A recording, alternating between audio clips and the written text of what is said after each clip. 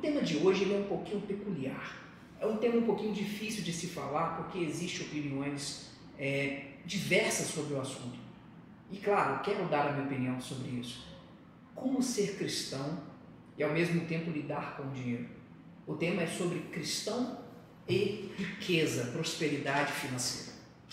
Nós vemos muitos e muitos falarem aí mal do dinheiro, mas eu gostaria de tentar abrir um pouquinho a sua visão sobre isso. Meu nome é Claudeci, muito prazer, eu sou cristão católico e eu quero falar com você um pouquinho sobre isso hoje. Mas antes eu quero te agradecer. Se você não é inscrito, por favor, se inscreva, curta, comenta, compartilha, manda esse vídeo para alguém que precisa saber sobre esse assunto. Eu tenho certeza que esse vídeo pode e vai ajudar alguém aí no seu ciclo de vida, tá bom? No mais, muito obrigado mais uma vez por estar aqui. Bom, o tema dinheiro ele é muito complexo de se falar. Eu, como cristão católico, eu frequento as missas todos os domingos, eu busco a Eucaristia, eu busco a oração, e é muito comum nós vermos padres religiosos falarem sobre o tema e sempre tomar o tema como algo direcionado para ser cristão. O que eu quero dizer com isso? Nós vemos muitos líderes religiosos falarem que Jesus veio para os pobres, sempre usando essa expressão que o dinheiro é ruim, que o dinheiro é mau, que o dinheiro é amaldiçoado, que Jesus veio para os pobres, para os mais necessitados. Só que existe assim também uma pequena controvérsia nesse assunto, que eu gostaria de abrir a sua forma de pensar. Quero ver se você talvez concorda comigo. O dinheiro por si só, ele não é o mal da humanidade. Muito pelo contrário. O dinheiro, ele é uma ferramenta maravilhosa para que a gente possa não ter que fazer como faziam os antigos, se eu não me engano, não me falha a memória, o nome se chama escambo, onde nós tínhamos que fazer trocas de objetos, né? Então eu tinha um arroz e eu precisava do feijão, eu fazia a troca de arroz e feijão, dois produtos pesados. O dinheiro ele entra como uma forma de troca entre duas pessoas para facilitar esse manuseio das coisas. Porém, esse mesmo dinheiro, ele vai começar a ser um problema na humanidade quando nós começamos a olhar para ele como o centro das nossas atenções. Ou melhor, o centro da nossa atenção. O que eu quero dizer com isso? Se nós começarmos a falar que o dinheiro é ruim, pessoas como José de Arimateia, que era um discípulo secreto de Jesus, porém um homem muito rico, nós poderíamos dizer que ele estava totalmente errado. Muitos exemplos, por exemplo, muitos exemplos que são citados em relação ao dinheiro é o jovem rico, que chega para Jesus e pergunta: mestre, o que eu tenho que fazer para herdar o reino? E Jesus fala para ele: olha, siga os 10 mandamentos, né? Obedeça os mandamentos, observe os mandamentos, coloque os mandamentos em prática. E ele responde para Jesus: Senhor, mas isso eu já faço. E Jesus sonda o coração dele e fala para ele: então, meu jovem, né? Vende tudo que você tem, dá aos pobres e me segue. Só isso que te falta. Se você for lá no texto bíblico, né, no texto sagrado, tem toda a escrita do evangelista, mas o cerne da conversa é essa: ah, você já faz tudo? Que bom. Então Jesus fala com ele: vai lá, então vende tudo que você tem, dá aos pobres e me segue. Por que Jesus fez isso com ele e não fez com José de Arimateia? José de Arimateia emprestou o túmulo para que Jesus fosse sepultado e era rico. Por que Jesus não falou o mesmo com outros personagens bíblicos? Com Zaqueu, por exemplo, que também era rico. Jesus vem falar logo com aquele jovem. Você já se questionou sobre isso? O detalhe é que aquele jovem, quando ele entra diante de Jesus falando com certa soberba, orgulho, mas eu já pratico todos os mandamentos. Jesus: é mesmo? Então vamos ver, né? Pensa, vamos ler entre as linhas, vamos ver se você realmente faz. Eu vou te mostrar que você não está cumprindo os mandamentos. Vende tudo que você tem. Se você prestar atenção no que Jesus fez, o primeiro mandamento é amar a Deus sobre todas as coisas. E no momento em que Jesus pede com que aquele jovem venda tudo e dê aos pobres, Jesus está testando literalmente esse primeiro mandamento. Veja, o problema não é o dinheiro. O problema é que aquele jovem tornou o dinheiro o seu Deus. Tornou o dinheiro o centro da sua vida e da sua atenção. O dinheiro em si não é um problema, mas, veja, retomando a informação que eu estava dizendo, eu sou um cristão católico. Então, todas as vezes que a gente vai na missa, a Igreja Católica é muito sábia.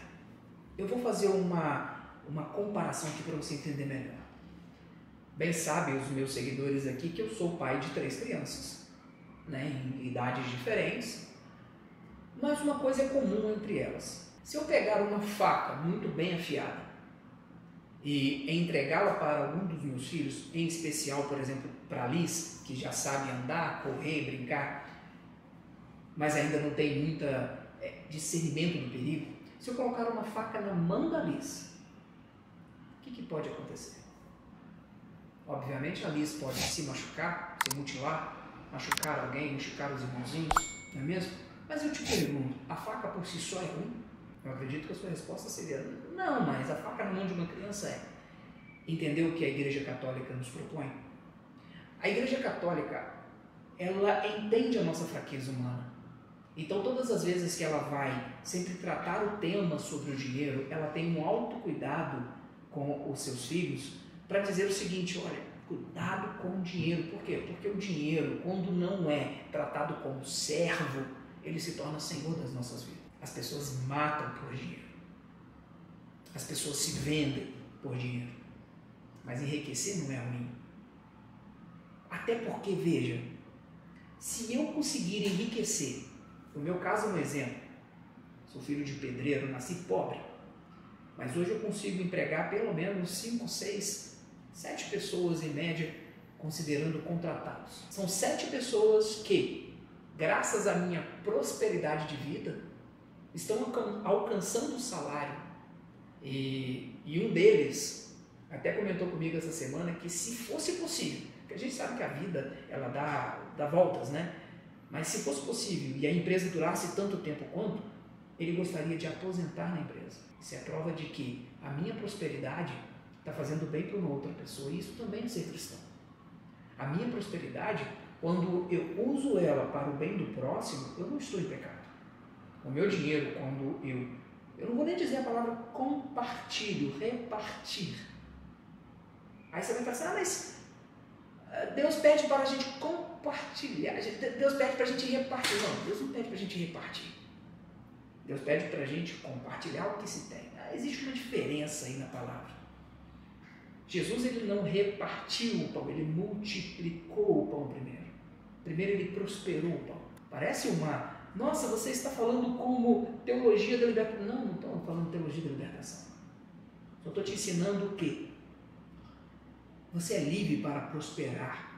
Deus quer o seu bem, Deus quer a sua prosperidade, mas é que é uma prosperidade com propósito. Que a sua prosperidade faça parte do plano de salvação dele. Que a sua prosperidade, que a minha, faça parte do plano de salvação. Quantas pessoas que a gente pode alimentar com a nossa prosperidade? Em momento algum da Bíblia, Jesus vai usar o seu poder de Deus divino para transformar as pedras do deserto em pães. Em todos os casos, Jesus ele pede sempre a nossa ajuda, a nossa contribuição. Ele criou o mundo sem nós, mas ele não quer a nossa salvação sem nós. Ele quer a nossa participação. Então, prosperar com o objetivo também é garantir um salário digno, uma felicidade com um pai de família que tem filhos para alimentar. Uma pessoa que tem um sonho de fazer uma faculdade e está trabalhando para você, ele consegue pagar a mensalidade daquela faculdade. O dinheiro em si ele não é mau. Você precisa entender isso. E os seus pais, os meus pais fizeram isso. Quando criança, falaram para a gente que o dinheiro é amaldiçoado, que o dinheiro não presta, que o dinheiro é isso ou aquilo. Isso é uma mentira que foi contada. Isso é uma mentira que foi contada por pessoas sem informação. Como eu disse, eu sou católico e respeito a opinião do catolicismo, eu respeito essa visão. A igreja é mãe, a igreja é sábia, ela toma um cuidado porque sabe que muitas pessoas não conseguem lidar com o dinheiro e amar Deus em primeiro lugar. Eu estou longe de santidade, Mas eu tenho buscado na minha vida, e essa é uma das orações que eu fiz, inclusive essa semana, vinha conversando com Deus nas minhas orações, eu falei com Ele: Senhor, o Senhor ouviu o pedido daquela criança aquela vez, e aquela criança era eu, onde eu dizia para Ele: Senhor, eu não preciso ser milionário, mas eu quero ter uma condição de vida boa, para não passar dificuldade, para ajudar as outras pessoas. Hoje Deus me deu essa graça de ter uma prosperidade, de ter que buscar sempre crescer, trabalhar. Hoje eu consigo ajudar outras famílias através da minha prosperidade, eu consigo ajudar outras pessoas através da minha riqueza, que cada dia eu vou criando, sem nunca abandonar a minha fé. Então por isso que eu disse que esse tema é um tema muito difícil de se falar, precisa medir as palavras, mas acredite, a sua prosperidade, se ela estiver no plano de salvação de Deus, você vai conseguir fazer diferença na vida de muita gente. Pensa nisso. Se você tem condições de crescer os seus talentos, cresça. Jesus contou uma parábola sobre os talentos. A um foi dado 6, 5, outro foi dado 4, outro foi dado 2, 3, 1. E aquele que foi castigado pelo Senhor foi aquele que não prosperou, aquele que escondeu o talento. Então, se você tem algum talento, se você tem a capacidade de prosperar usando o seu talento, use, porque isso também nos vai ser cobrado. Beleza? Então, pensa dessa forma: o dinheiro por si só não é o mal, mas ele precisa ser escravo na sua vida, enquanto você é escravo do Deus vivo. Uma escravidão boa, linda, maravilhosa, que nós somos livres para não sermos escravos do pecado. Mas vamos falar sobre isso no próximo vídeo. No mais, até a próxima sexta.